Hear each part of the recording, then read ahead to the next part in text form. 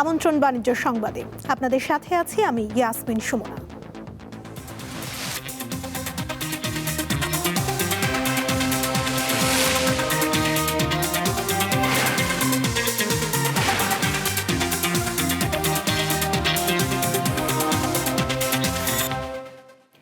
শীতকালীন সবজি এখনও রাজধানীর বাজারে ক্রেতার স্বস্তি ধরে রেখেছে। দাম নিয়ে অভিযোগ নেই বললেই চলে, তবে রমজানের কিছুটা সময় আগে থেকেই ছোলার ক্ষেত্রে অস্থিরতা দেখা যাচ্ছে। এছাড়া তেল ও চিনির দাম স্থিতিশীল রয়েছে।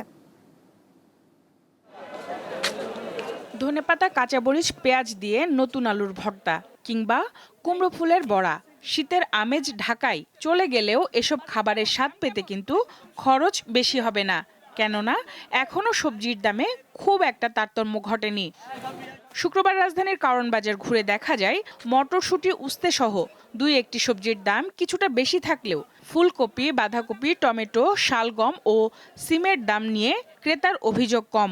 বিক্রেতারা বলছেন সরবরাহের ঘাটতি না থাকায় দামের হেরফের হয়নি। মূল্যটা সহনীয় এবং সবাই অ্যাফোর্ডেবল এবং সবাই কিনতে পারবে। সবজি তুলনামূলক রিজনেবল প্রাইস ঠিক আছে বাজার। কপি একটা কিনলাম 40 টাকা, গত সপ্তাহে 50 টাকা ছিল আর কি। তারপরে টমেটো কিনছি কেজি 40 টাকা, গত সপ্তাহে ছিল 70 টাকা।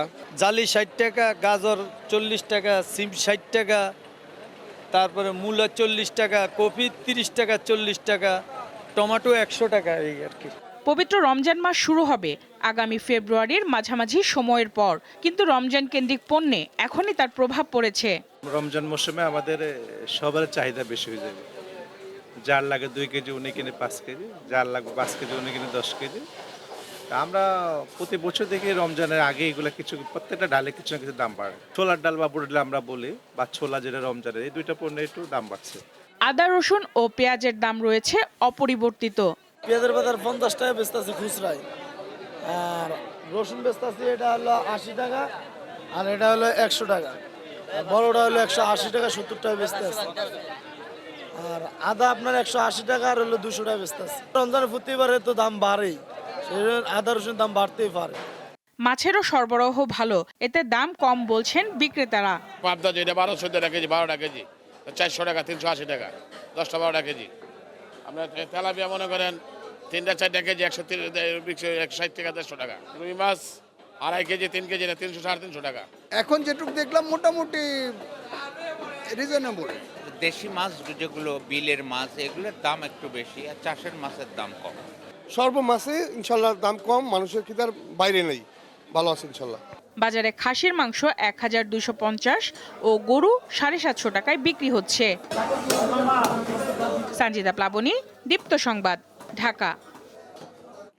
দর্শক, রাজধানীর বাইরের বাজারের চিত্র জানাতে এবারে রাজশাহী থেকে যুক্ত আছেন সহকর্মী ইউসুফ আদনান। কথা বলবো তার সঙ্গে।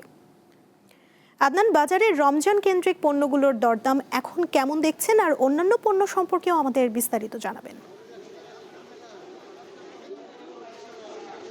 সুমনা, রমজান উপলক্ষে রাজশাহীতে এখন পর্যন্ত বাজার স্থিতিশীল রয়েছে, একেবারে ঊর্ধ্বমুখী বাজার এখনো আমরা লক্ষ্য করিনি।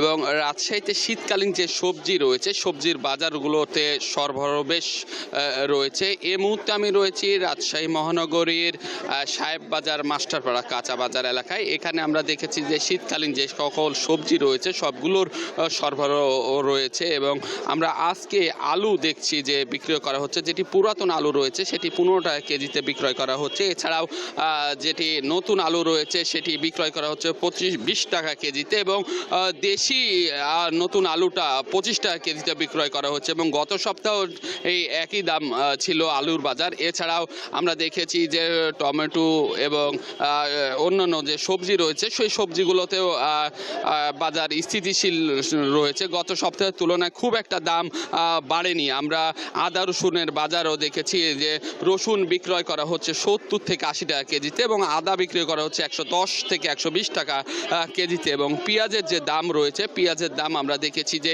আজকে কেজিতে 5 টাকা কমে 35 থেকে 40 টাকা কেজিতে পেঁয়াজ বিক্রয় করা হচ্ছে। যে পেঁয়াজ গত সপ্তাহে আমরা দেখেছিলাম 40 থেকে 45 টাকা কেজিতে বিক্রয় করা হচ্ছে।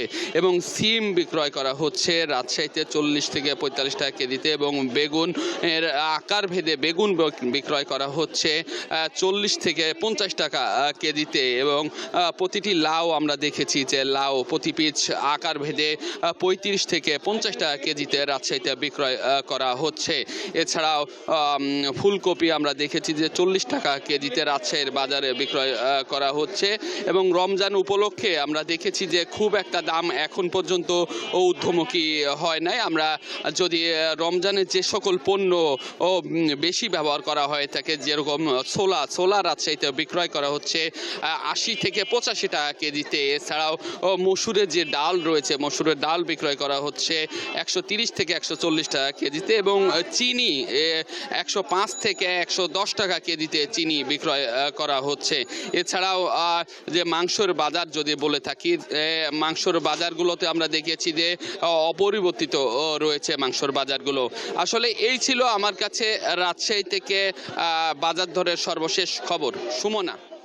আদনান, ধন্যবাদ আপনাকে।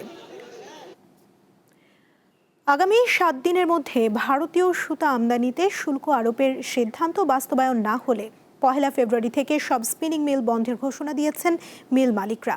বৃহস্পতিবার সংবাদ সম্মেলনে এই ঘোষণা দেয় বিটিএমএ। এ সময় জানানো হয় এরই মধ্যে 7টি টেক্সটাইল মিল বন্ধ হয়ে গেছে, বাকিগুলো মাত্র 50% সক্ষমতায় চালু রয়েছে। দেশের রপ্তানি আয় সিংহভাগ নিয়ন্ত্রণকারী তৈরি পোশাক খাতের অন্যতম উপাদান সুতা, যার বড় বাজার দখল করে রেখেছে প্রতিবেশী ভারত। দেশে যে সুতা উৎপাদনে খরচ হচ্ছে $3, ভারত সরকারের ভর্তুকি সহ নানা ধরনের সুবিধা নিয়ে সেই সুতাই উৎপাদন করছে $2.5। 50 সেন্ট কম খরচে সুতা উৎপাদন করে আগ্রাসী বাজারজাতকরণ করছে তারা। ফলে হুমকির মুখে পড়েছে দেশের টেক্সটাইল খাত। এমন পরিস্থিতিতে শিল্পের বর্তমান অবস্থা তুলে ধরতে বৃহস্পতিবার সংবাদ সম্মেলনের আয়োজন করে Bangladesh textile mills association BTMA. এতে ব্যবসায়ীরা বলেন, মান ভালো হলেও দেশীয় সুতার বাজার বড় হচ্ছে না। এছাড়া কম দামে সুতা প্রতিবেশী দেশ থেকে আমদানি হচ্ছে। এতে চরম সংকটে এ শিল্প। তারপর একটু বলি, ইন্ডিয়ার প্রাইস কম, আমাদের প্রাইস বেশি, কারণ আমাদের কোনো ফ্যাসিলিটিস নাই। আমাদের গভর্নমেন্ট ফ্যাসিলিটিস সব উঠাই নিছে পর্যায়ক্রমে। আমাদের গ্যাসের বিল ছিল 6 টাকা পার কিউবিক মিটার, এখন 32 টাকা। বিটিএমএ সভাপতি বলেন, নানা সমস্যায় দেশের সুতার কলগুলো বন্ধ হওয়ার উপক্রম হয়েছে। এসব সমস্যা সরকারের নজরে আনা হলেও তা আমলে নেওয়া হচ্ছে না। তো এখন আমাদের ফ্যাক্টরি বন্ধ করে চলার উপায় নাই এবং আমরা সকলে ঘোষণা দিচ্ছি আমরা বন্ধ তো করবো, আমাদের ব্যাংকের টাকা ফেরত দেওয়ার সক্ষমতা নেই। $1 বিলিয়ন আপনি প্রণোদনা দেন বাৎসরিক, দেখেন 1-2 বছর, তারপরে দিয়ে আমাদেরকে চাঙ্গা করেন, বলেন যে ঠিক আছে তোমরা এখন স্বয়ংসম্পূর্ণ হয়েছো, এবার ফ্যাক্টরি বন্ধ করে দাও। বিদ্যমান সংকটে স্পিনিং মিলগুলো বন্ধ হয়ে গেলে তৈরি পোশাক খাত পুরোপুরি আমদানি নির্ভর হয়ে পড়বে, যা দেশের অর্থনীতি ও কর্মসংস্থানের জন্য ভয়াবহ ঝুঁকি তৈরি করবে বলে আশঙ্কা শিল্প মালিকদের। বাধ্য হব আগামী মাসে আমাদের ফ্যাক্টরিগুলো বন্ধ করতে। শাহরিয়ার ইমন, দীপ্ত সংবাদ, ঢাকা। এবারে জানাবো নির্বাচনী প্রচারণার খবর। পঞ্চগড় থেকে শুরু হয়েছে উত্তরাঞ্চলে 10 দলীয় ঐক্যের নির্বাচনী জনসভা। স্থানীয় চিনিকল মাঠের সমাবেশে উপস্থিত আছেন জামায়াতে ইসলামী সহ জোটের বিভিন্ন পর্যায়ের নেতারা। এবারে নির্বাচনে পঞ্চগড় 1 আসনের এনসিপির প্রার্থী সার্জিস আলম এবং পঞ্চগড় 2 আসনে জামায়াত মনোনীত প্রার্থী শফিউল্লাহ সুফি প্রতিদ্বন্দ্বিতা করছেন। জনসমাবেশ কেন্দ্র করে সকাল থেকেই জেলার বিভিন্ন স্থান থেকে মিছিল নিয়ে সমাবেশ স্থলে আসতে শুরু করে নেতাকর্মীরা। সমাবেশ থেকে ত্রয়োদশ জাতীয় সংসদ নির্বাচনে ভোটারদের নানা ধরনের প্রতিশ্রুতি দেন জোট নেতারা। উত্তরের জেলা পঞ্চগড়ে জামায়াতে ইসলামীর নির্বাচনী জনসভা চলছে। এ বিষয়ে জানাতে চিনিকল মাঠ থেকে যুক্ত আছেন সহকর্মী নূর আলম। কথা বলবো তার সঙ্গে। নূর, জামায়াতের আমির কি জনসভায় যোগ দিয়েছেন? এছাড়া অন্যান্য নেতারা কি বলছেন, আমাদের বিস্তারিত জানাবেন।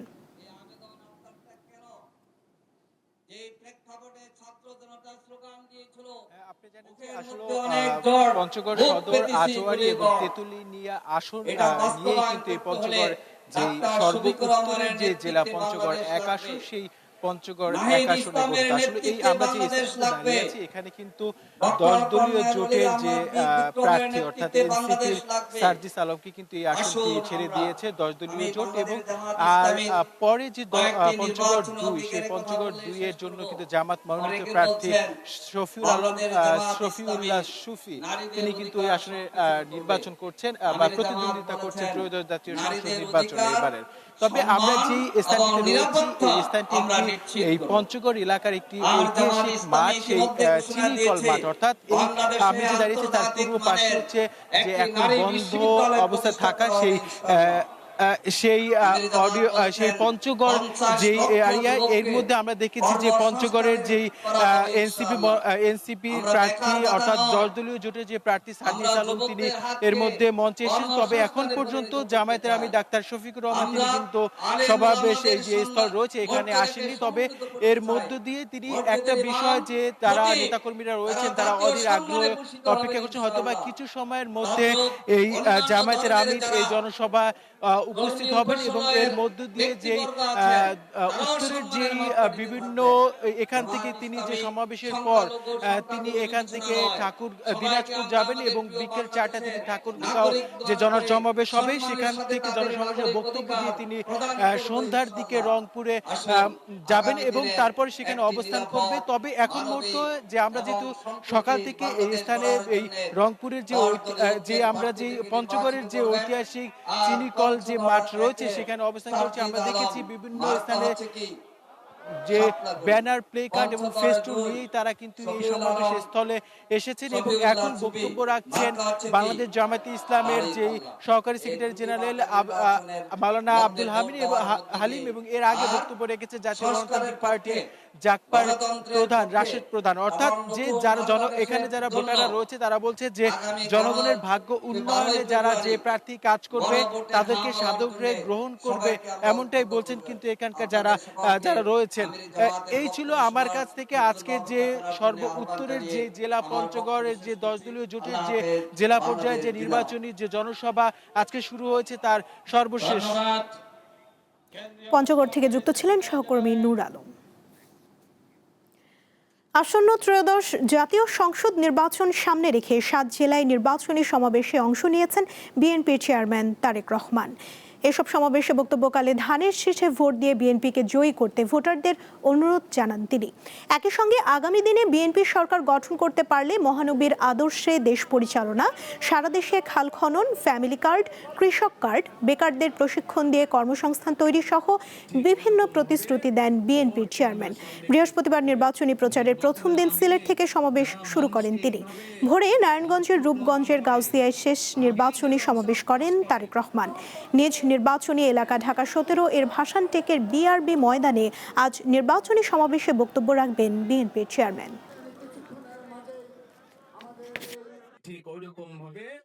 একটা রাজনৈতিক দল সবগুলো ব্যালট যেগুলো পোস্টাল ব্যালট পাচ্ছে সেগুলো দখলের চেষ্টা করছে।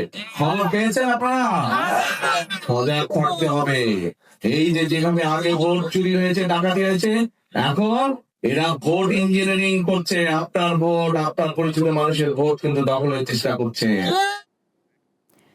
ভোটের প্রচারণার খবর নিয়ে এবারে আমাদের সঙ্গে যুক্ত আছেন ময়মনসিংহ থেকে সহকর্মী মাহমুদুল হাসান। কথা বলবো তার সঙ্গে।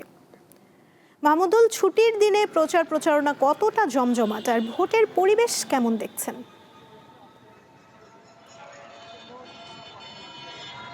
সুমনা, গতকালকে থেকে আনুষ্ঠানিকভাবে প্রচারণা শুরু হয়েছে। ময়মনসিংহে 11টি আসনে 66 জন প্রার্থী প্রতিদ্বন্দ্বিতা করছেন। গতকালকে থেকে আমরা দেখেছি যে প্রতিটি আসনেই যারা ক্যান্ডিডেট হয়েছেন তারা কিন্তু ব্যাপক প্রচারণা শুরু করেছেন। বিশেষ করে আপনাকে একটি বিষয় জানিয়ে রাখি যে ময়মনসিংহের 11টি আসনের মধ্যে 9টি আসনে কিন্তু বিএনপির বিদ্রোহী প্রার্থী রয়েছে। এই সকল যে আসনগুলো রয়েছে এই 9টি আসনে কিন্তু আমরা দেখেছি যে একটি ব্যাপক প্রতিদ্বন্দ্বিতাপূর্ণ নির্বাচন নিয়ে আমেজ আমরা দেখতে পেয়েছি। এর মধ্যে কিছুটা সুবিধাজনক অবস্থা রয়েছে ময়মনসিংহ সদর এবং মুক্তাগাছা, এই 2টি আসনে বিএনপির যারা প্রার্থী রয়েছেন তারা দুজন কিন্তু অনেকটা দলীয় দিক থেকে ফুরফুরা মেজাজে রয়েছেন, কারণ তাদের কোনো বিদ্রোহী প্রার্থী নেই। আমরা কথা বলেছিলাম এই 2জন প্রার্থীর সাথে, তারা বলছেন যে তাদের যে অন্যান্য দলের যে প্রার্থী রয়েছে, বিশেষ করে জামায়াতে ইসলামের যে প্রার্থী রয়েছে তাদের সাথে তাদের মূল প্রতিদ্বন্দ্বিতা হবে বলে আমাদেরকে জানিয়েছেন। সুমন, আরেকটি বিষয় জানিয়ে রাখি, ময়মনসিংহে কিন্তু এই যে বাকি 9টি আসন, যে আসনগুলোতে স্বতন্ত্র প্রার্থী রয়েছে, বিশেষ করে ময়মনসিংহ 1, ময়মনসিংহ 2, 3 এবং ময়মনসিংহ 7, 8, 9, 10, 11 এই প্রত্যেকটি আসনেই কিন্তু বিএনপির বিদ্রোহী প্রার্থী, পাশাপাশি অন্য দলীয় প্রার্থীগুলো রয়েছে। সেখানে কিন্তু বিদ্রোহীদের অবস্থান খুব শক্তিশালী বলে আমরা জানতে পেরেছি, এবং সেখানে একটি যারা সাধারণ ভোটার রয়েছে তাদের সাথে আমরা কথা বলেছিলাম। তারা বলছেন যে আসলে একটি হাড্ডাহাড্ডি লড়াই অনুষ্ঠিত হবে এবং উৎসবমুখর পরিবেশে একটি ভোট তারা প্রত্যাশা করছেন। আমি প্রচার প্রচারণার বিষয়ে যদি বলি যে আজকে শুক্রবার ছুটির দিন, অধিকাংশ প্রার্থীরা জুম্মার পরে আসলে প্রচার প্রচারণা শুরু করবে, কিন্তু আমরা সকাল থেকে আমরা দেখেছি যে ময়মনসিংহ সদরের যে প্রার্থী রয়েছে, বিএনপি মনোনীত প্রার্থী আবু আবাকান্দ, তিনি কিন্তু প্রচার প্রচারণা তার কর্মীদের নিয়ে মাঠে নেমেছেন। আমরা সেইখানেই এখন আছি। আমরা দেখতে পাচ্ছি যে বিএনপির যিনি প্রার্থী তিনি প্রচার প্রচারণা চালাচ্ছেন, তার কর্মীদের নিয়ে ভোটারদের দাঁড়িয়ে যাচ্ছেন, যদিও তিনি কিছুটা দলীয়ভাবে ফুরফুরা মেজাজে রয়েছেন। আমরা আসলে আপনার কাছে জানতে চাই যে আসলে এখানে বিএনপির কোনো বিদ্রোহী ক্যান্ডিডেট নাই, তবে জামাতের শক্তিশালী প্রার্থী রয়েছে। এই যে নির্বাচনে আপনার প্রতিদ্বন্দ্বিতাটাকে আপনি কীভাবে দেখছেন? ধন্যবাদ আপনাকে। আসলে আমরা ময়মনসিংহ মহানগর ভিত্তিক এবং ময়মনসিংহ জেলায় যে আমরা রাজনীতি করি, আমাদের দল খুবই সংগঠিত। ওয়ার্ড পর্যায় থেকে ইউনিয়ন থেকে থানা থেকে শহর পর্যন্ত। আমি মহানগরের রাজনীতি করি। আমরা একটি আসন নিয়ে গঠিত, ময়মনসিংহে 11টি আসন। আমরা সুস্পষ্টভাবে বলতে চাই যে আমাদের দলের কোনো অনৈক্যের কারণ নাই। আমরা ঐক্যবদ্ধ থেকেই আন্দোলন সংগ্রামে বিভাগীয় সমাবেশ থেকে জনাব তারেক রহমানের সেই নির্দেশনা আমরা অক্ষরে পালন করেছি ঐক্যবদ্ধভাবে। সুতরাং আমাদের কোনো ভাই আমাদেরকে বিদ্রোহ করে নাই। জনাব তারেক রহমান এবং স্থায়ী কমিটির বিচারক মণ্ডলী সম্মানিত নেতৃবৃন্দ যাকে নমিনেশন দিয়েছে তারাই এই এলাকার মানুষ এবং বিশেষ করে দল এবং জনগণ ঐক্যবদ্ধভাবে গ্রহণ করেছে। তার কার্যক্রম শুরু হয়েছে। আমরা দেখি যে আপনি প্রশ্ন রেখেছেন যে আপনার মূল প্রতিদ্বন্দ্বীকে। আমি মনে করি আমার প্রতিদ্বন্দ্বী রাজনৈতিকভাবে আমরা যাদেরকে এখন মনে করছি যে সাকিব ভাইয়ের মাতাল মার্কার যে প্রার্থী রাজীব, তিনি আমার প্রতিদ্বন্দ্বী। আমি আর কাউকে, জনগণ যাদেরকে গ্রহণ করবে না আমি তাদেরকে প্রতিযোগিতা হিসেবে মনে করি না। যে আমি মনে করি যে মাতাল মার্কা আমার সাথে যিনি সবসময় কাজ করছেন, ভোটের মাঠে চড়ে বেড়াচ্ছেন, উনি হয়তো কিছুটা এগিয়ে যেতে পারেন। ধন্যবাদ আপনাকে। সুমনা, শুনছিলেন যে আসলে জামাত ইসলামের প্রার্থীকে তিনি প্রতিদ্বন্দ্বী মনে করছেন না, যদিও ভোটের মাঠে আসলে সেটা দেখা যাবে, জনগণই আসলে রায় দিবে। তবে আমরা একটি বিষয় জানিয়ে রাখি, ময়মনসিংহের স্বতন্ত্র প্রার্থী থেকে শুরু করে যারা অন্য দলের প্রার্থী রয়েছেন সবাই কিন্তু প্রশাসনের কাছে একটি সুষ্ঠু নির্বাচন প্রত্যাশা করছেন এবং উৎসবমুখর পরিবেশে যাতে সাধারণ মানুষ ভোট দিতে পারে সেই দাবিটি তারা জানিয়েছেন। সুমনা, এই ছিল আমার কাছে ময়মনসিংহের প্রচার প্রচারণার খবর। ময়মনসিংহ থেকে যুক্ত ছিলেন সহকর্মী মাহমুদুল হাসান। এই ছিল এখনকার দীপ্ত বাণিজ্য সংবাদে। এরপর দীপ্ত আন্তর্জাতিক সংবাদ দেখার আমন্ত্রণ জানিয়ে শেষ করছি। ধন্যবাদ সবাইকে।